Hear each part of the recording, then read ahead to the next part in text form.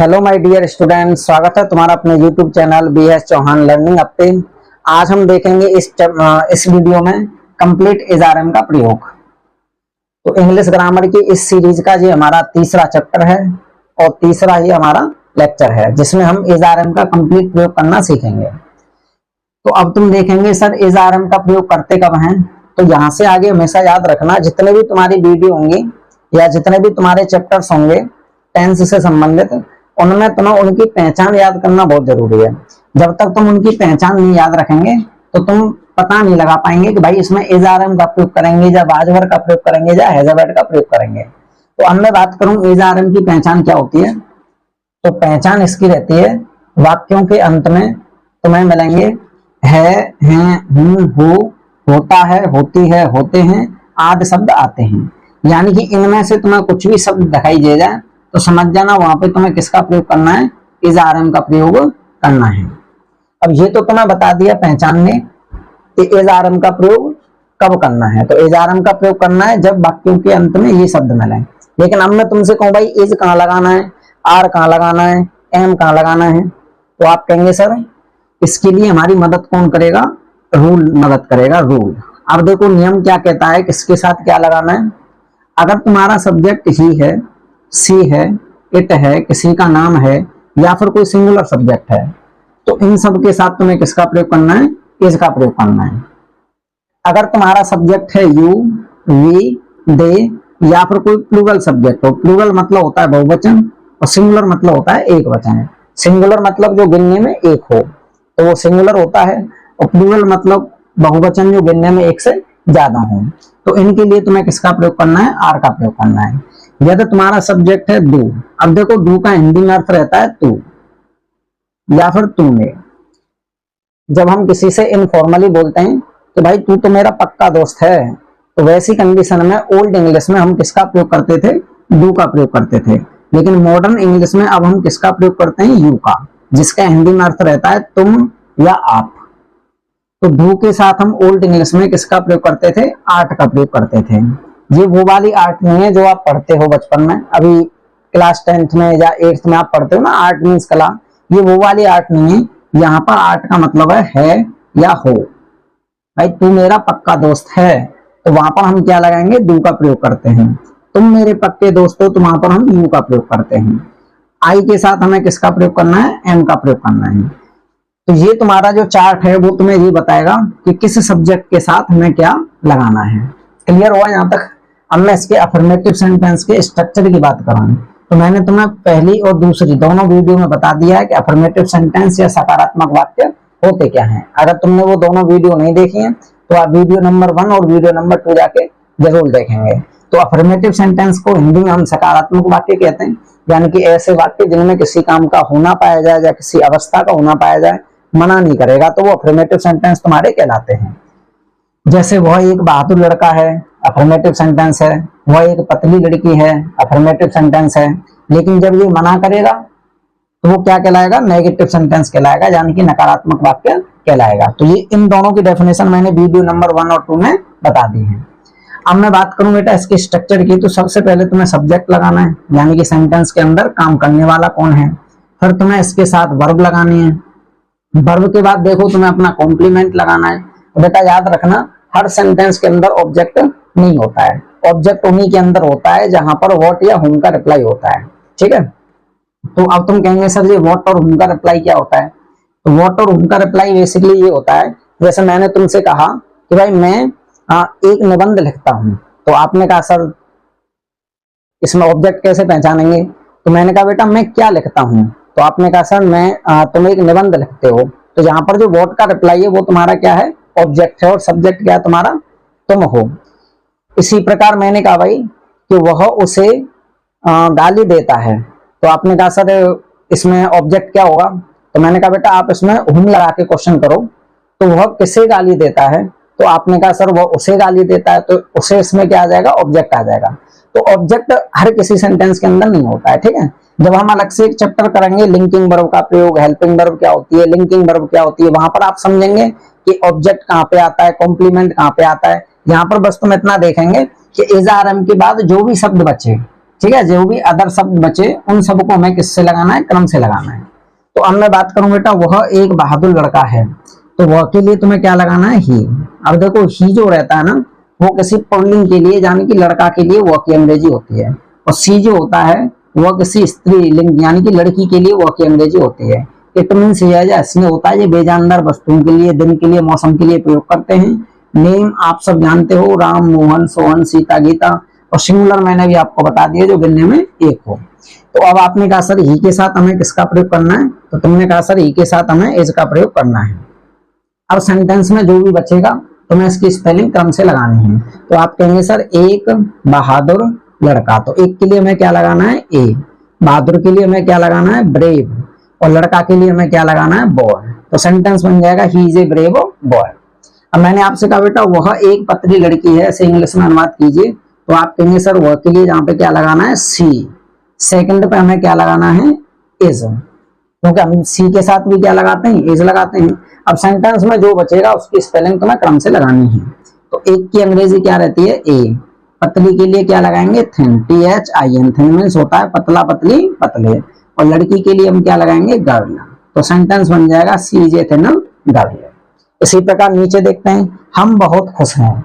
तो आप कहेंगे सर हम की अंग्रेजी क्या रहती है, वी, WE। वी मीन्स रहता है बेटा हम, हमने।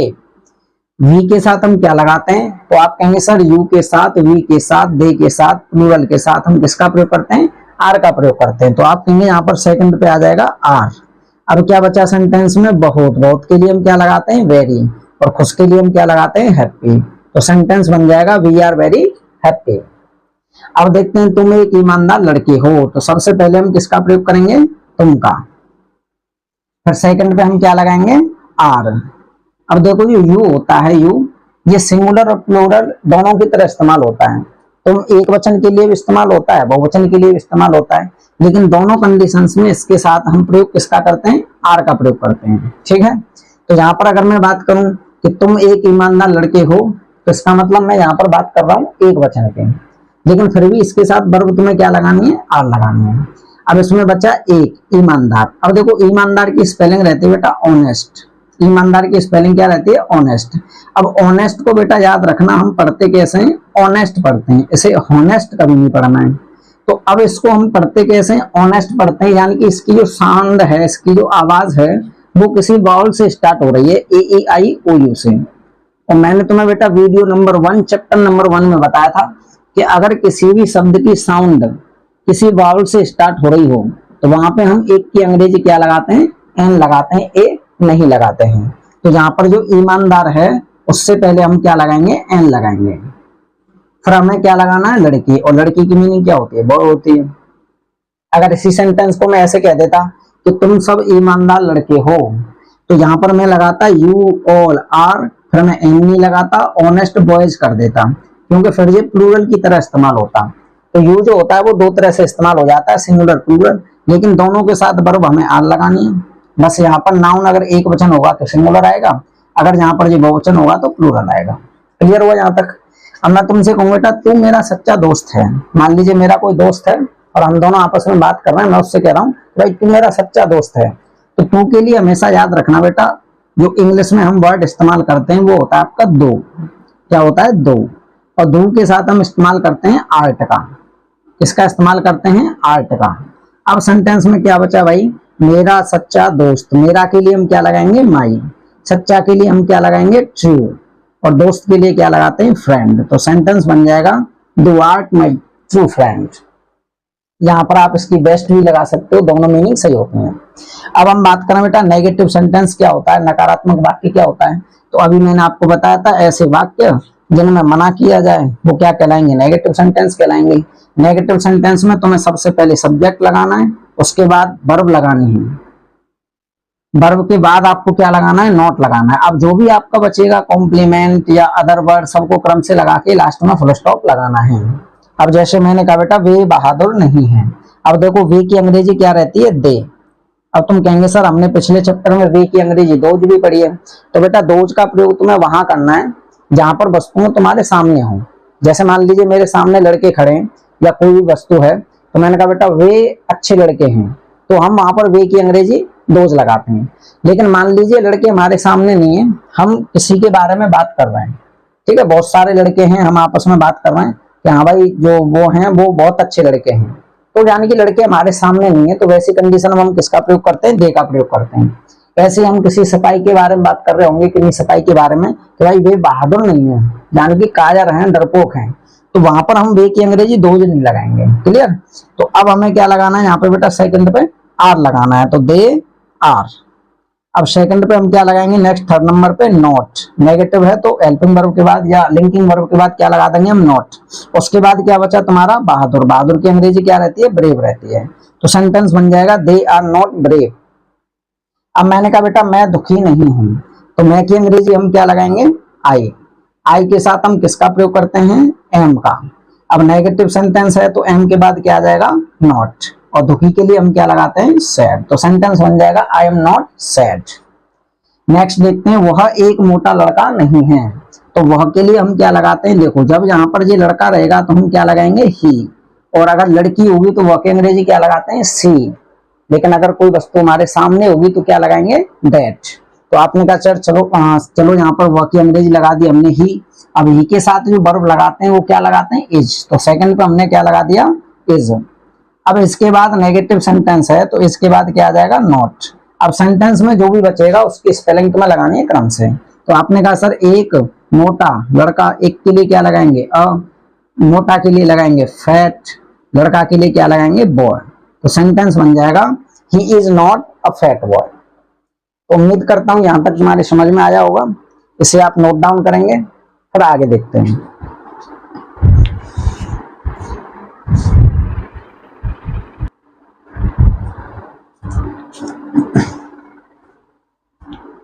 तो मेरे प्यारे विद्यार्थियों अब हम देखते हैं रूल नंबर 3। रूल नंबर 3 आपको पता है इंटरोगेटिव सेंटेंस होता है हमारा। और कैसा इंटरोगेटिव वर्ड होता है, कैसा इंटरोगेटिव सेंटेंस होता है, जिसमें क्या सबसे पहले आता है। तो अगर कभी भी किसी सेंटेंस में क्या तुम्हें सबसे पहले मिले, तो मैंने तुम्हें पिछली वीडियो में भी बताया कि इसकी स्पेलिंग व्हाट कभी नहीं लगाते हैं, केवल उस टेंस में आने वाली वर्ब पहले लगाते हैं। तो इस सेंटेंस में जो वर्ब आ रही है तुम्हारी इज, आर, आर्ट, एम, तो ये तुम्हारा क्या होगा, सबसे पहले आ जाएगा। यानी कि या तो आप इज लगा दोगे, या आर लगा दोगे, या एम लगा दोगे, या आर्ट लगा दोगे। इनमें से कोई भी वर्ब अकॉर्डिंग टू सब्जेक्ट आपको सबसे पहले लगानी है। फिर उसके बाद तुम्हें क्या लगाना है, सब्जेक्ट लगाना है। इज आर एम सेंटेंस में, वाजवर्ड सेंटेंस में ऑब्जेक्ट नहीं होता है, उसे हम क्या बोलते हैं, कॉम्प्लीमेंट बोलते हैं। ये मैं बिल्कुल सबसे लास्ट में एक वीडियो तुम्हारे लिए डेडिकेटेड दूंगा कि कॉम्प्लीमेंट टू ए वर्ब क्या होता है, सब्जेक्ट क्या होता है, लिंकिंग वर्ब क्या होती है, हेल्पिंग वर्ब क्या होती है, मेन वर्ब क्या होती है। तो तुम्हें थोड़ा सा पेशेंस रखना होगा। अभी इस चैप्टर में हम क्या सीख रहे हैं, इज आर एम का प्रयोग सीख रहे हैं। और इज आर एम में बस आप इतना याद रखना है कि इज आर एम के बाद सब्जेक्ट, सब्जेक्ट के बाद इसमें आता है कॉम्प्लीमेंट। इज आर एम वाले किसी भी सेंटेंस में ऑब्जेक्ट नहीं होता है। उसके बाद हम किसका प्रयोग करेंगे, अदर वर्ड का। जो भी सेंटेंस में बचे तुम्हें उसकी स्पेलिंग क्रम से लगानी है। अब आप कहेंगे सर इसमें क्या पहले आ गया, तो मैंने तुम्हें बताया था बेटा अगर क्या सबसे पहले आ जाए तो तुम्हें क्या करना है, सेंटेंस में वर्ब पहले लगाना है। तो इस सेंटेंस में देखेंगे क्या खुशी एक होशियार लड़की है, तो तुम्हें खुशी के हिसाब से, खुशी क्या होता है, किसी का नाम है, तो अगर किसी का नाम आ जाए तो वहां पे तुम्हें किसका इस्तेमाल करना है, इज का प्रयोग करना है। तो इस सेंटेंस में हम क्या करेंगे, सबसे पहले लगा देंगे इज। इसके बाद तुम्हें क्या लगाना है, सब्जेक्ट। अब सेंटेंस में सब्जेक्ट कौन है तुम्हारा, खुशी, तो सबसे पहले फिर हम इसके बाद लगाएंगे खुशी। अब देखेंगे खुशी के बाद सेंटेंस में बचा क्या है, एक होशियार लड़की। तो होशियार की जो स्पेलिंग रहती है बेटा वो रहती है इंटेलिजेंट। अब आप देखेंगे बेटा इंटेलिजेंट की जो मीनिंग है वो किससे स्टार्ट हो रही है, आई से। और आई क्या होता है, हमारा वाउल्स होता है, और इसी वजह से हम एक की अंग्रेजी क्या लगाएंगे, एन लगाएंगे। देखो ऐसा नहीं है कि ए या एन का प्रयोग आप केवल दिस दैट में ही लगाएंगे। कोई भी टेंस हो तुम्हारा जहां पर सब्जेक्ट तुम्हारा जो नाउन है तुम्हारा सिंगुलर हो और उससे पहले एक शब्द तुम्हें दिखाई दे रहा हो, तो वहां पर एक की अंग्रेजी क्या लगानी है, एन लगानी है। फिर हमें किसका प्रयोग करना है बेटा, लड़की का, और लड़की की स्पेलिंग क्या रहती है, गर्ल। और लास्ट में हम क्या लगाएंगे, क्वेश्चन मार्क। नीचे देखेंगे क्या तुम खुश हो, तो यहाँ पर देखेंगे क्या सबसे पहले आ रहा है, इसमें सब्जेक्ट कौन है, तुम। तो तुम के साथ हम किसका प्रयोग करते हैं, यू मीन्स होता है तुम, इसके साथ हम प्रयोग करते हैं आर का। तो सबसे पहले हम क्या लगा देंगे, आर, यानी कि इसकी स्पेलिंग क्या करेंगे पहले। फिर तुम की स्पेलिंग क्या रहती है, यू, और खुश की हम क्या लगाते हैं, हैप्पी। तो सेंटेंस बन जाएगा आर यू हैप्पी। अब मैं देखता हूँ बेटा नेक्स्ट सेंटेंस, क्या मैं बीमार हूँ। तो अब तुम देखेंगे मैं के साथ हम क्या लगाते हैं, एम लगाते हैं। इसमें क्या पहले आया हुआ है तो सबसे पहले हम क्या लगा देंगे, एम लगा देंगे। सेकंड पे हम क्या लगाएंगे, आई, और लास्ट में हम क्या लगा देंगे, एल। तो सेंटेंस बन जाएगा एम आई एल। अब देखते हैं बेटा इसके बाद रूल नंबर 4। रूल नंबर 4 को हम डबल इंटरोगेटिव भी कहते हैं, ओपन एंडेड सेंटेंस भी कहते हैं, इसको क्लोज एंडेड भी कहते हैं। वीडियो नंबर 1 और 2 में हमने समझा। अब ये कैसे प्रश्नवाचक वाक्य रहते हैं, इंटरोगेटिव सेंटेंस में मींस होता है प्रश्नवाचक वाक्य। ऐसे प्रश्नवाचक वाक्य रहते हैं रूल नंबर 4 के, जिसमें कब, क्या, कहां, कैसे, क्यों, कौन, किसने, ये सेंटेंस के बीच में आ रहे होते हैं। तो हम क्या करते हैं, इंग्लिश बनाते समय हमेशा इन सेंटेंस की जो स्पेलिंग रहती है उसे सबसे पहले लगाते हैं। IW का मतलब होता है इंटरोगेटिव वर्ड, इसकी स्पेलिंग तुम्हें कहाँ लगानी है, सबसे पहले। फिर हमें वर्ब लगानी है, इज, आर, एम, आर्ट, जो भी तुम्हें लगाना हो अकॉर्डिंग टू सब्जेक्ट, सब्जेक्ट के अनुसार। फिर तुम्हें क्या लगाना है, सब्जेक्ट लगाना है। सब्जेक्ट के बाद अपना कॉम्प्लीमेंट, कॉम्प्लीमेंट के बाद क्या आ जाएगा, ऑब्जेक्ट। अब इसमें तुम देखेंगे कहाँ, कहाँ की स्पेलिंग क्या होती है बेटा, वेयर। फिर हम सेकंड पे इज, आर, एम लगाएंगे अकॉर्डिंग टू सब्जेक्ट। सब्जेक्ट हमारा एक वचन है तो हमने क्या लगा दिया, इज। अब वाक्य अंग्रेजी आप ही भी लगा सकते हो, सी भी लगा सकते हो, क्योंकि जहां पर पता नहीं है जो लड़का है या लड़की है। तो आपने कहा चलो सर हम यहाँ पे क्या लगा देते हैं, ही लगा देते हैं। फिर हमने देखा बेटा तुम कौन हो, तो कौन की अंग्रेजी हम क्या लगाएंगे, क्या होती है, हु मीन्स होता है कौन किसने। सेकंड पे हम क्या लगाएंगे, आर। अब फिर तुम देखेंगे तुम की स्पेलिंग क्या होती है, यू। तो सेंटेंस बन जाएगा हु आर यू। इस सेंटेंस में हम देखेंगे तुम्हारा दोस्त परेशान क्यों है। तो अब सबसे पहले हम लगाएंगे क्यों की स्पेलिंग, जो क्या रहती है, वाई, WHY। अब सेकंड पे हमें लगाना है इज, आर, एम। तो इसमें जो सब्जेक्ट देखो क्या है, तुम्हारा दोस्त। तो इसमें बेटा सब्जेक्ट तुम यू मत मान लेना, यू का मतलब होता है बेटा तुम, और योर फ्रेंड का मतलब होता है तुम्हारा दोस्त। तो यहाँ पर जो तुम्हारा दोस्त है ना वो सिंगुलर सब्जेक्ट है, प्लूरल नहीं है। तो सिंगुलर सब्जेक्ट का मतलब है ये गिनने में एक है। तो इसी वजह से इसके साथ हमें किसका प्रयोग करना है, इसका प्रयोग करना है। अब हम देखेंगे तुम्हारा दोस्त, इसकी स्पेलिंग रहती है योर फ्रेंड। क्या रहती है, योर फ्रेंड। अब हम लगाएंगे परेशान। परेशान की मीनिंग क्या होती है, परेशान की मीनिंग होती है बेटा ट्रबल्ड। क्या रहती है, ट्रबल्ड। क्लियर बेटा यहाँ तक। अब इसके बाद देखते हैं हम रूल नंबर 5 हमारा क्या होता है। देखो रूल नंबर 5 भी हमारा इंटरोगेटिव सेंटेंस होता है, लेकिन ये ऐसा इंटरोगेटिव सेंटेंस होगा जिसमें हमारे हाउ मेनी, हाउ मच, विच या हुज सेंटेंस के अंदर आ रहे होंगे। अब आप कहेंगे सर इनका हिंदी में मतलब क्या होता है। तो देखो बेटा हाउ मेनी और हाउ मच को हम कहते हैं कितना, कितनी, कितने। आप इनको लिख लेना जैसे जैसे मैं बोल रहा हूँ। हाउ मेनी और हाउ मच का हिंदी में अर्थ होता है कितना, कितनी, कितने। अब देखो हाउ मेनी का मतलब होता है कितना, कितनी, कितने जिन्हें हम काउंट कर सकते हैं, जैसे कितने पेन, कितने लड़के, कितनी लड़कियां, ठीक है, जिनको हम आसानी से गिन पाते हैं। लेकिन हाउ मच का मतलब होता है कितने, कितने, कितने जिन्हें हम गिनते नहीं है, जिसे हम अनकाउंटेबल नाउन भी बोलते हैं क्वांटिटी के लिए, जैसे कितना दूध, कितना पानी। तो इन सब के लिए हम कितना की क्या लगाते हैं, हाउ मच। इसी प्रकार विच का हिंदी में अर्थ होता है कौन सा, कौन सी, कौन से। और हुज का हिंदी में अर्थ होता है किसका, किसकी, किसके। तो सेंटेंस के अंदर ये कहीं पे भी आ जाए तो ये कभी भी अकेले इस्तेमाल नहीं होते हैं, यानी कि इनके साथ जो भी शब्द होगा जिसे हम इससे संबंधित नाउन बोलते हैं वो हमेशा सेंटेंस में एक साथ आता है। तो उसके बाद फिर हमें क्या लगाना होता है, इज, आर, एम लगाना है।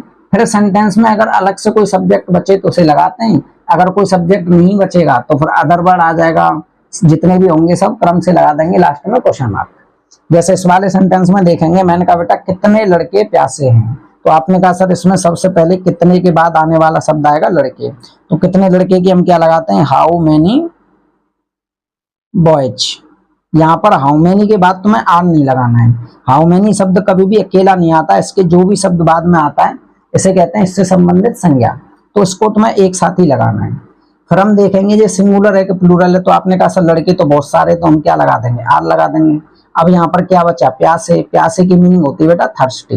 अब तुम देखेंगे सर यहाँ पे कोई अलग से तो वर्ड बचा ही नहीं है। अगर कोई नहीं बचा है तो कोई बात नहीं है, अगर और कोई शब्द और होता तो उसकी अंग्रेजी हम क्रम से लगा देते हैं।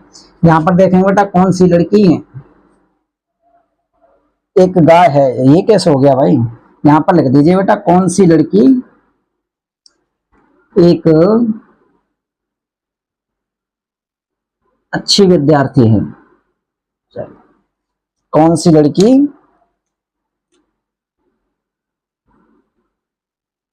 एक अच्छी विद्यार्थी है।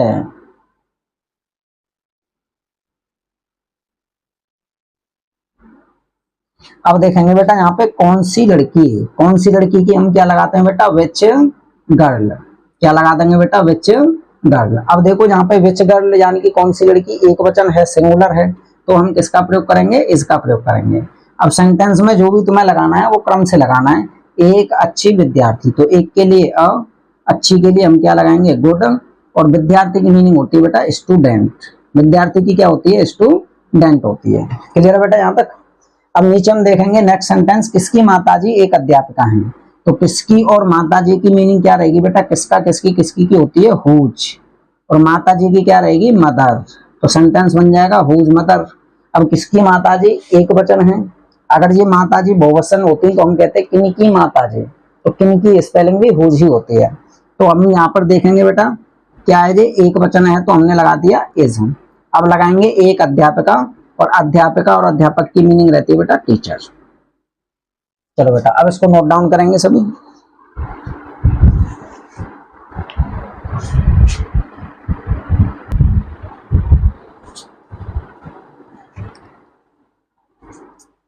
अब हम देखते हैं इसका रूल नंबर 6।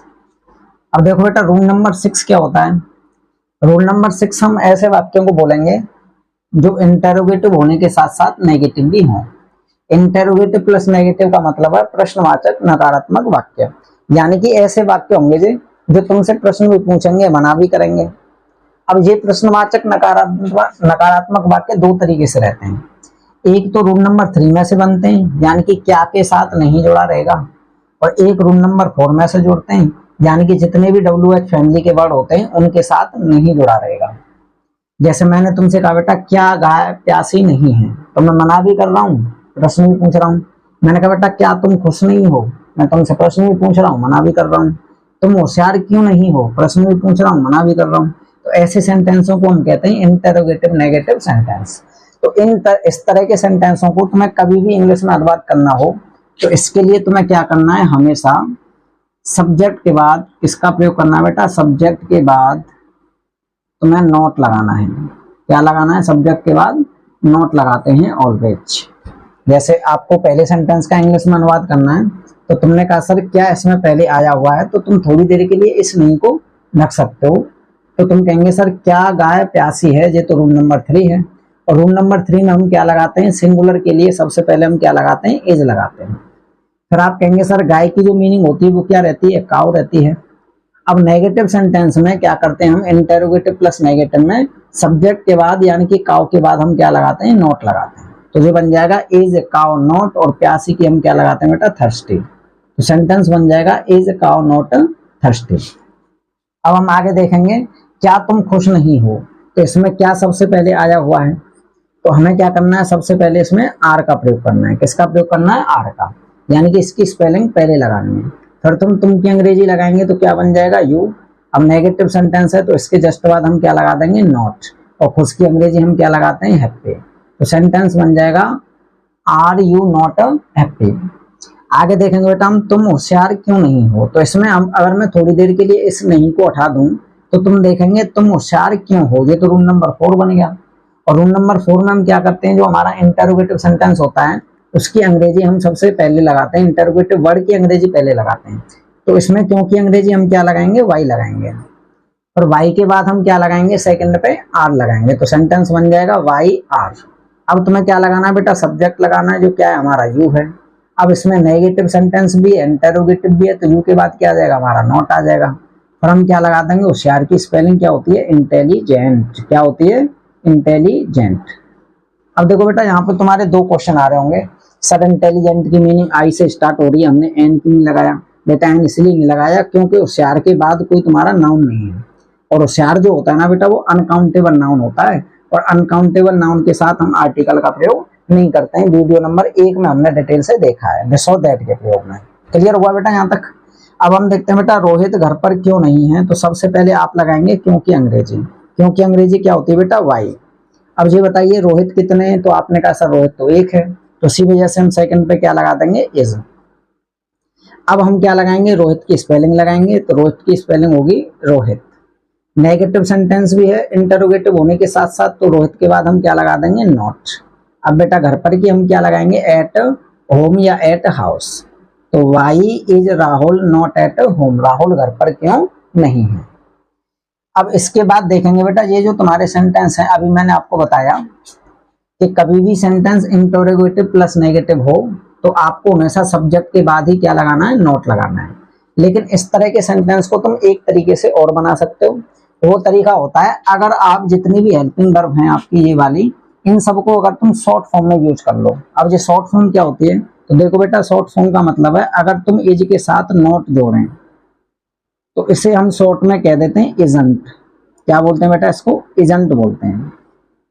ऐसे अगर मैं बेटा इसमें एम के साथ नॉट जोड़ दूं, एम के साथ क्या जोड़ दूं, नॉट, तो एम के साथ नॉट जोड़ने पे बेटा याद रखना एमंट नहीं होता है, वो क्या होता है, आरंट होता है। क्या होता है बेटा, आरंट। इसी प्रकार अगर तुमने आर के साथ नॉट जोड़ दिया, आर के साथ क्या जोड़ दिया, नॉट, तो ये क्या रहता है बेटा, आरंट। तो देखो एम के साथ नोट जोड़ो, आर के साथ नोट जोड़ो या आर्ट के साथ नोट जोड़ो, तीनों को हम क्या पढ़ते हैं, आरंट पढ़ते हैं। तो अगर तुम इसका प्रयोग कर लेते हो इस सेंटेंस में तो तुम इनको एक साथ भी लिख सकते हो, यानी कि सब्जेक्ट के बाद नोट लगाने की तुम्हें जरूरत नहीं रहेगी, सब्जेक्ट के बाद नोट नहीं लगाएंगे। जैसे उदाहरण के लिए क्या गाय प्यासी नहीं है, इसको जब तुम बनाएंगे तो मैं इसी सेंटेंस को ऐसे लिख सकता हूँ, इज को और नोट को एक साथ मिला के लिख दो तो ये बन जाएगा इजंट। फिर उसके बाद आप लगा सकते हो स्पेलिंग काउ, इजंट काउ, फिर उसके बाद हम क्या लगा देंगे, थर्स्टी, तो ये सेंटेंस बन जाएगा इजंट काउ थर्स्टी, यानी कि क्या गाय प्यासी नहीं है। लेकिन आप सेंटेंस को ऐसे नहीं बोल सकते, इज नॉट काउ थर्स्टी, ठीक है बेटा। इसको हम स्पीकिंग लैंग्वेज में इस्तेमाल कर लेते हैं शॉर्ट में कि isn't cow happy, aren't you happy, why aren't you intelligent, तो इन सबको हम क्या करते हैं, शॉर्ट में लिख सकते हैं। तो अब मैं बात करता हूँ बेटा रूल नंबर 7, जो हमारा इसी नियम पे बेस्ड है, थोड़ा सा अलग है मगर उससे, जिसमें हम इन सब का प्रयोग करना सीखेंगे। देखो कई बार क्या होता है बेटा इंग्लिश लैंग्वेज में, सामने वाला सब्जेक्ट जो होता है ना, वो बिना किसी इंटरोगेटिव वर्ड का प्रयोग किए हुए तुमसे प्रश्न पूछ लेता है। भाई अगर कोई तुमसे प्रश्न पूछेगा तो प्रश्न कब पूछेगा, जब उसमें कोई प्रश्नवाचक शब्द का प्रयोग हो, कि क्या तुम बीमार हो, तुम कहाँ हो, वह क्या कर रहा है, कितने लड़के कमजोर हैं। तो जब तक इंटरोगेटिव वर्ड या WH फैमिली का वर्ड को इस्तेमाल नहीं होगा इंग्लिश में या हिंदी में, अब प्रश्न पूछना इम्पॉसिबल है। लेकिन कई बार क्या होता है कि सेंटेंस में हम क्या करते हैं, ऐसे शब्द का इस्तेमाल कर लेते हैं, या फिर हम अपनी टून ऐसे रखते हैं तो उसमें कोई भी WH फैमिली का वर्ड नहीं आया है, फिर भी हम प्रश्न पूछ लेते हैं। जैसे इस सेंटेंस की मैं बात करूं कि तुम मेरी पक्की सहेली हो ना, मान लो एक लड़की दूसरी लड़की से कह रही है कि तुम मेरी पक्की सहेली हो ना, तो उसने देखो प्रश्न पूछ लिया, जबकि इसमें बताओ क्या कोई इंटरोगेटिव वर्ड है कहीं पर, जहां से लेके जहां तक कोई इंटरोगेटिव वर्ड नहीं है, फिर भी मैंने क्या लगाया, क्वेश्चन मार्क, क्योंकि ये प्रश्न पूछ रहा है। तो ऐसे सेंटेंसों का इस्तेमाल हम तब करते हैं जब हम सामने वाले से जवाब चाहते हैं कि भाई या तो तुम हमें जवाब दो या ना हमें जवाब दो।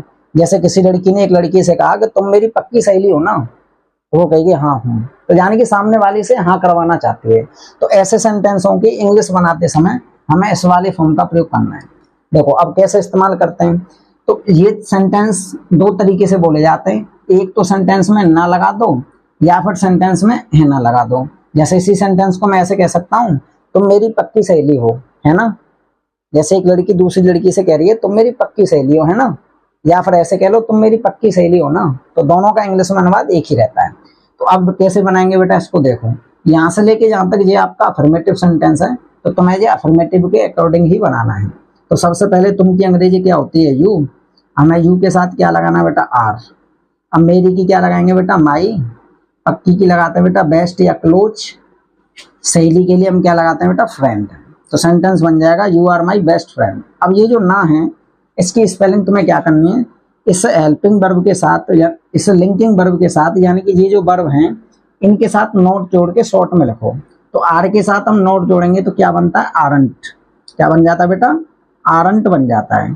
फिर आरंट के बाद हम क्या करते हैं, इस सब्जेक्ट को दोबारा से रिपीट करके पीछे लिखते हैं, तो ये बन जाएगा आरंट यू।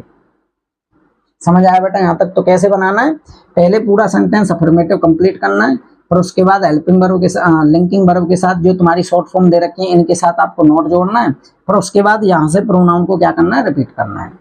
ऐसे नीचे वाला सेंटेंस देखो, मैं एक अच्छा विद्यार्थी हूँ ना, या फिर मैं एक अच्छा विद्यार्थी हूँ, है ना, दोनों तरीके से बोल सकते हो। तो मैं एक अच्छा विद्यार्थी हूँ, यहाँ से लेके यहाँ तक आप बनाएंगे तो सबसे पहले आई, फिर आप क्या लगाएंगे, एम, फिर एक अच्छा विद्यार्थी, तो इसके लिए होगा ए, फिर लगाएंगे बेटा गुड, और विद्यार्थी की क्या लगाएंगे, स्टूडेंट।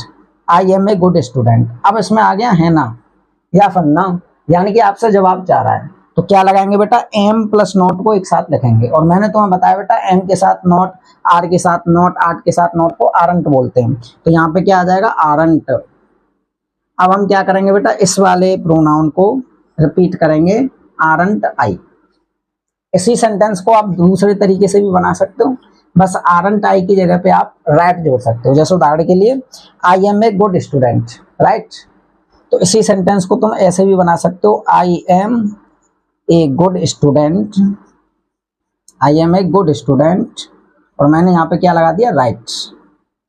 ये भी सेंटेंस इसका क्या रहेगा, सही रहेगा। तो यानी कि इस तरह के सेंटेंस को आप दो तरीके से अनुवाद कर सकते हो। अब इसी सेंटेंस को देखो, वह बीमार है ना, या ऐसे कह लो वह बीमार है ना।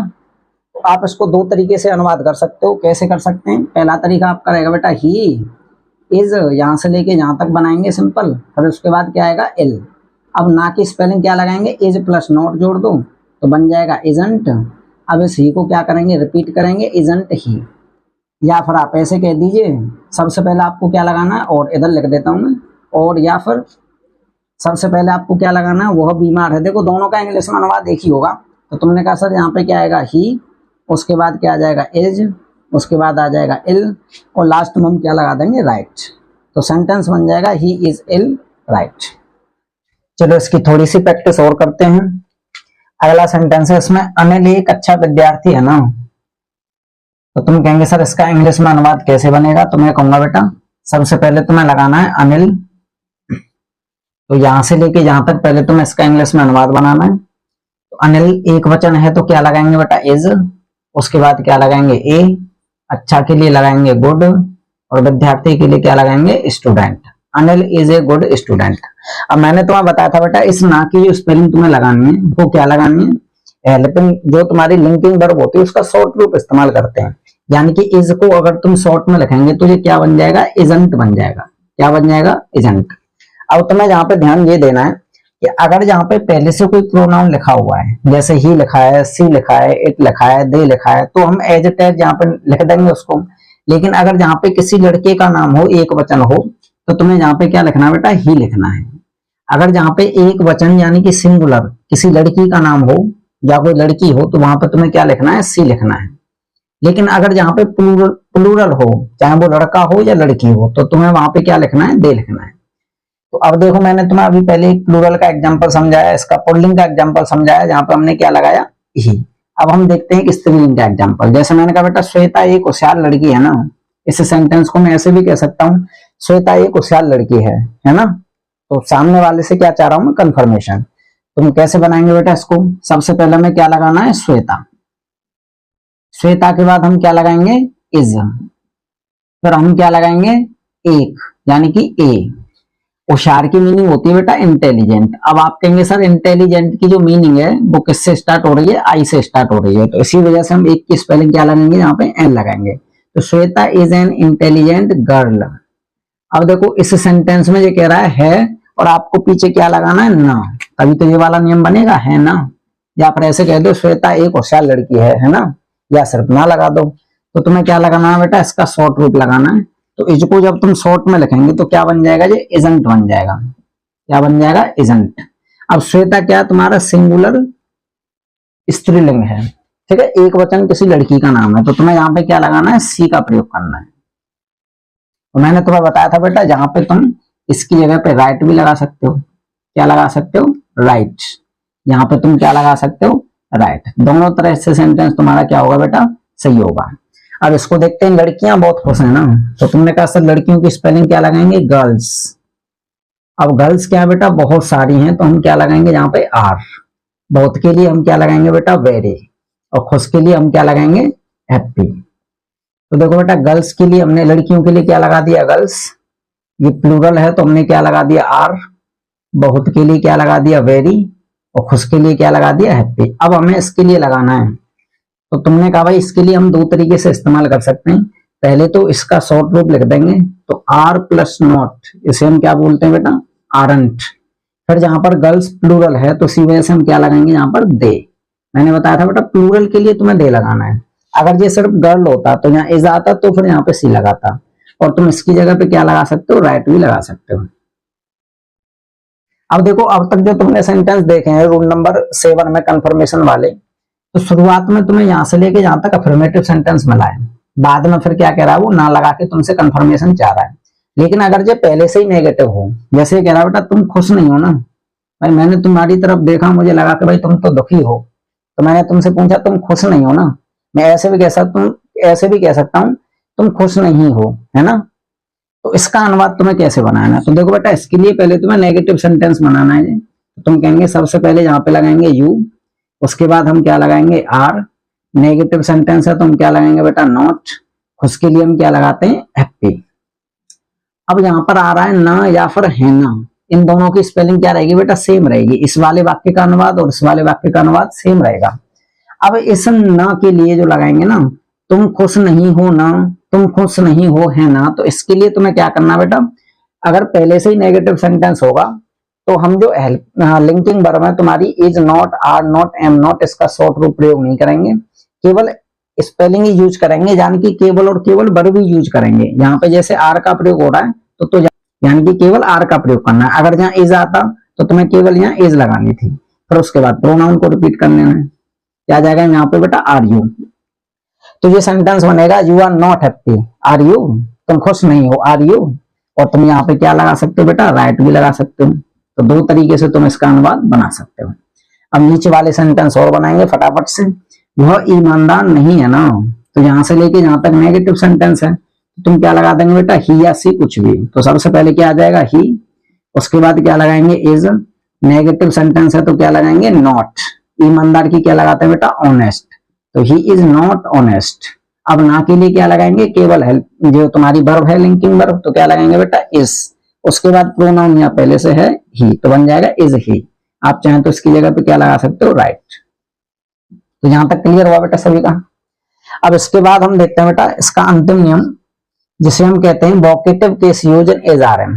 एजआरएम में वोकेटिव केस का प्रयोग। अब देखो बेटा वोकेटिव केस का मतलब होता है संबोधन कारक।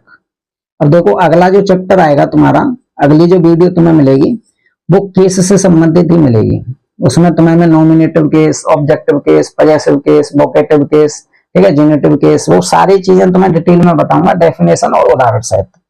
तो यहाँ पर तुम देखेंगे बेटा संबोधन कारक या फिर वोकेटिव केस किसे कहते हैं। तो जब कभी बेटा याद रखना तुम सेंटेंस में किसी को कोई वाक्य या किसी से कुछ पुकार के कहते हो, तो वहां जिसको तुम पुकारते हो वो क्या कहलाता है, वोकेटिव केस कहलाता है। जैसे यहाँ पे मैं कह रहा हूँ बेटा खुशी तुम मेरी पक्की सहेली हो। जैसे एक लड़की है जो खुशी की सहेली है, वो उससे कह रही है खुशी तुम मेरी पक्की सहेली हो। तो यहाँ पर किससे बोला जा रहा है सेंटेंस में, खुशी से बोला जा रहा है।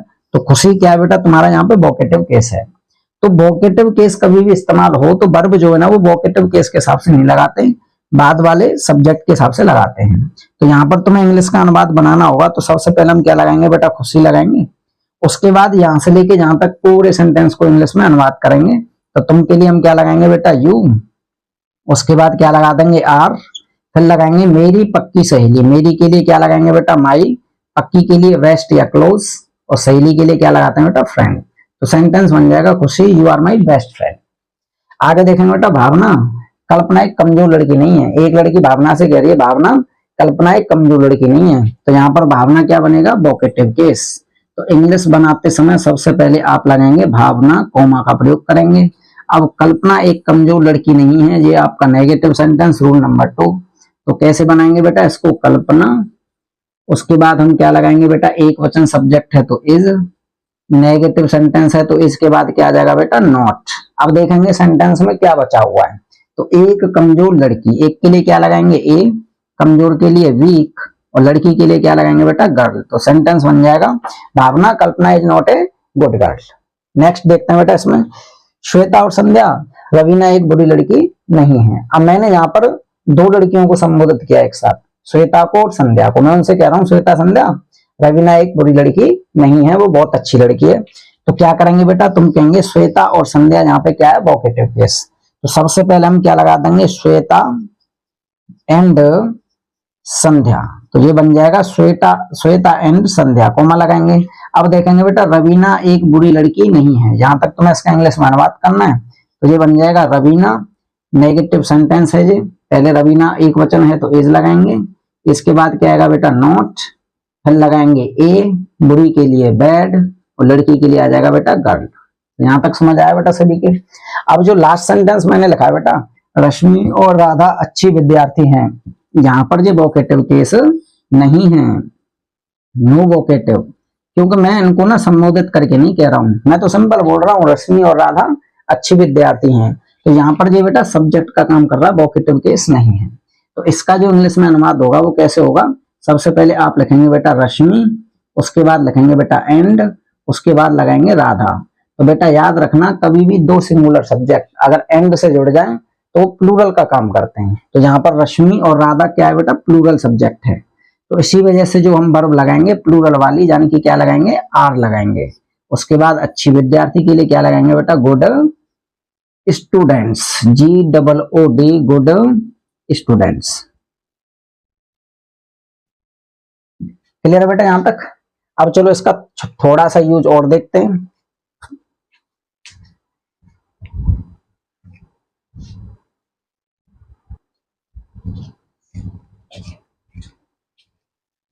अब देखते हैं बेटा हम ऐसे सेंटेंस जिनमें होता है, होती है, होते हैं, इन शब्दों का प्रयोग होता है। देखो बेटा कभी भी सेंटेंस के लास्ट में या अंत में तुम्हें ये शब्द मिल जाए, होता है, होती है, होते हैं, तो तुम ये अनुमान मत लगा लेना भाई इसके पीछे ता है, ती है, ते हैं आ रहा है, तो ये प्रेजेंट इंडेफिनिट है। प्रेजेंट इंडेफिनिट के पीछे भी यही शब्द मिलते हैं तुम्हें, लेकिन वहां पर होता है, होती है, होते हैं नहीं मिलता है, तो वो हम प्रेजेंट इंडेफिनिट में डिटेल में समझेंगे। यहाँ पर आप देखेंगे बेटा क्या कहानी है कि दूध सफेद होता है। तो बेसिकली देखो बेटा जो होता है शब्द होता है वो क्या दर्शाता है, वो किसी भी शब्द की क्या बताता है बेटा, विशेषता या फिर गुण बताता है। कि मैं तुमसे कहूं भाई दूध कैसा होता है तो आप कहेंगे सर ये सफेद होता है, तो ये किसकी क्या बताता है, क्वालिटी बताता है। ऐसे मैंने कहा बेटा चीनी मीठी होती है, मैंने कहा बेटा चीनी कैसी होती है, आपने कहा सर मीठी होती है, तो ये इसका स्वाद बताएगी या फिर इसका गुण बताएगी। मैंने कहा बेटा तारे कैसे होते हैं, आपने कहा सर असंख्य होते हैं। ठीक है, तो यहाँ पर क्या होता है ना, ये इसके गुणों को बता रहा होता है, इसके स्वाद को बता रहा होता है, किसी व्यक्ति की किसी की विशेषता बता रहा होता है। तो ऐसी कंडीशन में ये प्रेजेंट इंडेफिनिट केस नहीं होते हैं, सिंपल इज आर एम का प्रयोग ही यहाँ पे होती है। मिल्क ये एक वचन के लिए एक वचन की तरह ट्रीट होता है, तो हम क्या लगाएंगे इसके साथ बेटा इज, और सफेद की मीनिंग क्या लगाएंगे व्हाइट। तो इसका इंग्लिश में अनुवाद बनेगा मिल्क इज व्हाइट। मैंने कहा बेटा चीनी मीठी होती है, तो चीनी के लिए क्या लगाते हैं बेटा शुगर, सिंगुलर सब्जेक्ट की तरह काम करता है, तो होती है के लिए क्या लगाएंगे बेटा इज, मीठी के लिए क्या लगाएंगे स्वीट। तो सेंटेंस बन जाएगा बेटा शुगर इज स्वीट। अब देखेंगे बेटा नींबू खट्टा होता है, तो नींबू के लिए क्या लगाएंगे बेटा लेमन। अब ये सिंगुलर सब्जेक्ट है तो हम क्या लगा देंगे बेटा इज, और खट्टा की क्या लगाएंगे बेटा साउर, लेमन इज साउर। आगे देखेंगे बेटा तारे असंख्य होते हैं, तारे की हम क्या लगाते हैं बेटा द स्टार्स। अब देखो बेटा यहाँ पे मैंने आर क्यों लगाया है, तो आर मैंने बेटा इसलिए लगाया है जितनी भी चीजें तुम अंतरिक्ष में देखते हो, जैसे तारे हो गए, सूरज हो गया, पृथ्वी हो गई, इन सबसे पहले हम किसका प्रयोग करते हैं बेटा, दा का प्रयोग करते हैं। इन्हें हम इंग्लिश में बेटा हेवनली बॉडीज कहते हैं। ठीक है बेटा, हिंदी में इनको ब्रह्मांडीय पिंड बोलते हैं। तो इन सबसे पहले हमेशा किसका प्रयोग करते हैं, दा का प्रयोग करते हैं। ठीक है बेटा, तो मैंने यहाँ पे क्या लगा दिया द स्टार्स। अब ये प्लूरल है तो होते हैं के लिए क्या लगाएंगे हम आर। असंख्य के लिए क्या लगाते हैं बेटा इन्यूमरेबल। इन्यूमरेबल, इन्यूमरेबल का मतलब होता है बेटा असंख्य, जिन्हें आप गिन ना पाओ, बहुत सारे। अब हम देखते हैं बेटा मिर्च कड़वी होती है, मिर्च के लिए क्या लगाते हैं बेटा चिली, होती है के लिए क्या लगाएंगे इस, और कड़वी के लिए हम क्या लगाते हैं बेटा बिटर। तो सेंटेंस बन जाएगा चिली इज बिटर। ऐसे देखें बेटा आदमी अमन नहीं होता है, तो आदमी के लिए क्या लगाएंगे बेटा मैन, होता है के लिए क्या लगाएंगे इज, नेगेटिव है तो क्या आ जाएगा नॉट, और अमर की क्या लगाते हैं बेटा इमोर्टल। इमोर्टल मीन्स होता है बेटा अमर, तो आदमी अमर नहीं होता है। तो ये चैप्टर बेटा यहाँ पे फिनिश होता है। उम्मीद करता हूँ तुम सबके समझ में आया होगा, और ये भी उम्मीद करता हूँ कि अगर आपने पूरी वीडियो देखी होगी तो इस वीडियो में तुम्हें बहुत कुछ नया सीखने को मिला होगा। तो आज के लिए इतना ही रखते हैं, बाकी फिर सीखेंगे नेक्स्ट वीडियो में। तब तक के लिए बाय।